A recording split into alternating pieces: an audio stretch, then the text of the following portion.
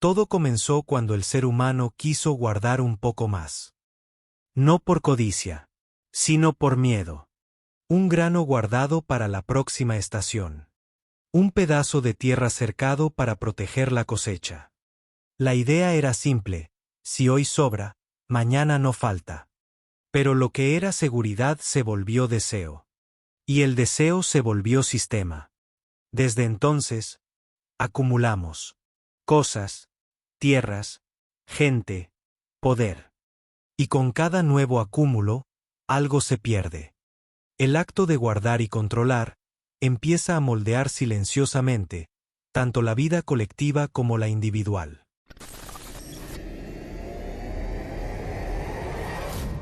Los bastidores del acúmulo. La obsesión que moldeó el mundo. Antes de que hubiera imperios, monedas o cercas, la humanidad vivía del flujo natural de las cosas. Nómadas, cazadores, recolectores, el mundo era colectivo. Compartir era sobrevivencia, y lo suficiente era suficiente. Pero entonces, la tierra fue domesticada. La agricultura fijó al hombre al suelo. Por primera vez, pudo plantar más de lo que comía. Y así nació el excedente, el primer acúmulo. Guardar, proteger, controlar. De algo natural, el excedente se volvió poder. Quien almacenaba más, comía durante la sequía. Quien tenía reservas, negociaba. Y quien controlaba el grano, controlaba a los demás. El acúmulo no fue solo económico. Fue psicológico.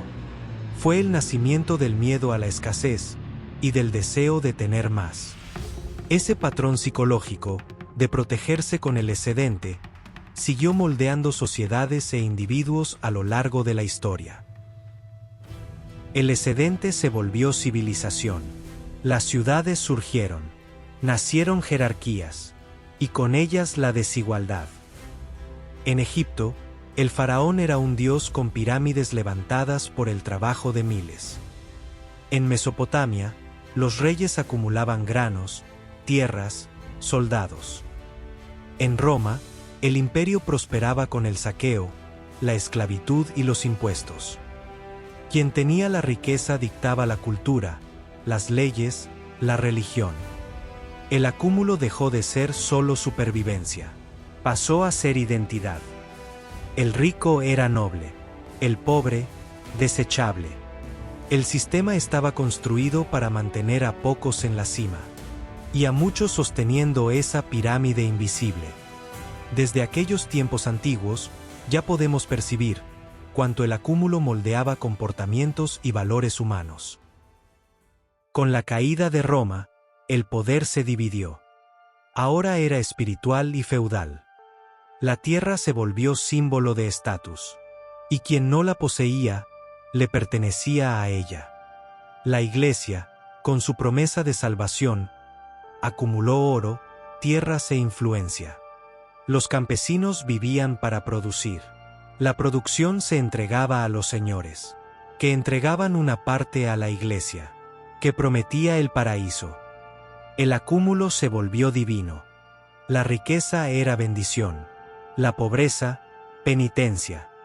El sistema se sostenía no solo por la espada, sino también por la fe. Una vez más, el acúmulo definía no solo el poder económico, sino también la moral y la vida cotidiana. En el Renacimiento, la lógica cambió.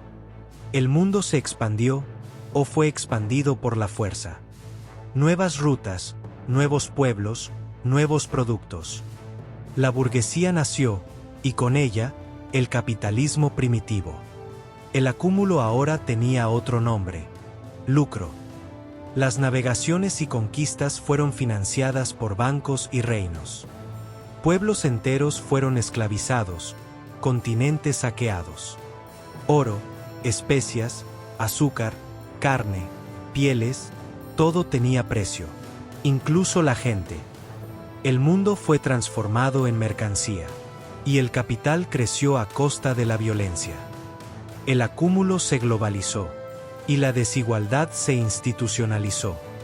Así podemos ver que el acúmulo no es solo material, sino que moldea estructuras sociales y actitudes humanas de forma profunda. Siglo XIX. El vapor mueve máquinas. Las máquinas mueven lucros. Y los lucros mueven un nuevo tipo de dominación.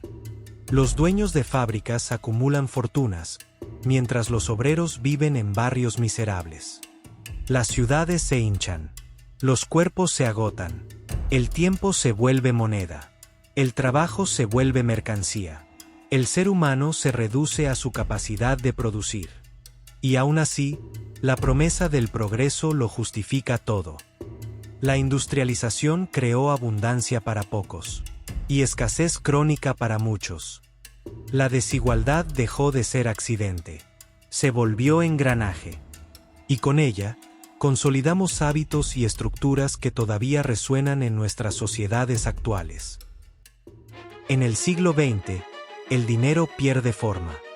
Es número, es acción, es especulación. El capitalismo se reinventa en ciclos de crisis y rescate. Las guerras se financian. Las deudas se vuelven lucro. Y la pobreza sigue siendo el combustible del sistema. Las corporaciones superan a países en poder. Los medios moldean deseos. La propaganda crea vacíos, y luego vende promesas para llenarlos. El acúmulo ahora también es cultural.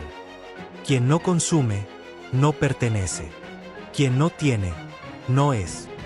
Un tiempo en que el acúmulo pasó a dictar identidades y a moldear deseos de manera casi imperceptible. Entramos en la era digital. Ahora lo que se acumula es invisible. Datos, clics, atención. La moneda del siglo XXI es el tiempo que pasas frente a una pantalla. Las plataformas saben lo que quieres antes de que lo sepas. El algoritmo moldea tu deseo, tu opinión, tu realidad.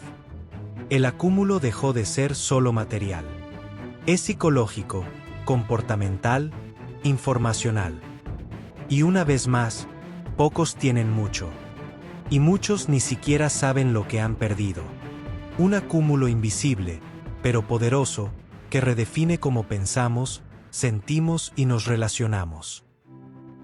Hoy, menos del 1% de la población mundial concentra más riqueza que todo el resto junto. Los multimillonarios viajan al espacio. Las familias no tienen que comer. Trabajadores se quiebran haciendo entregas. Y el CEO acumula bonos. El abismo es visible, pero normalizado. La meritocracia dice que es justo. La realidad grita que es violencia. Y así, llegamos a un presente en que la distancia entre acumular y sobrevivir nunca fue tan grande. Desde temprano, pensadores nos recordaban mirar más allá de lo que poseemos. Nos mostraban que hay una diferencia esencial entre tener lo suficiente y querer siempre más. Cuando el más deja de servir a la vida, empieza a controlar nuestros pensamientos, nuestras elecciones y hasta nuestras relaciones.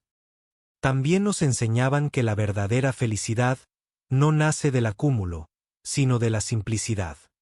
Cuantos más deseos creamos, más prisioneros nos volvemos de nuestros propios impulsos. La paz, la libertad, están en necesitar poco, en reconocer lo que basta, y no en poseer siempre más. Y más profundamente, nos alertaban sobre el impulso de poder. No acumulamos solo por miedo a la falta, sino para afirmar nuestra posición, dominar, proteger. Esa fuerza puede ser constructiva impulsando conquistas. O puede volverse trampa, corroyendo relaciones, conciencia y equilibrio. Vivimos rodeados por un deseo constante de tener más. No acumulamos solo cosas, acumulamos datos, conexiones, experiencias pasajeras. Nada parece durar, y aún así nunca es suficiente. Vivimos en un vacío que exige siempre más, incluso cuando no lo necesitamos. Lo que empezó como seguridad se volvió obsesión. Y esa obsesión nos costó relaciones, tiempo, libertad.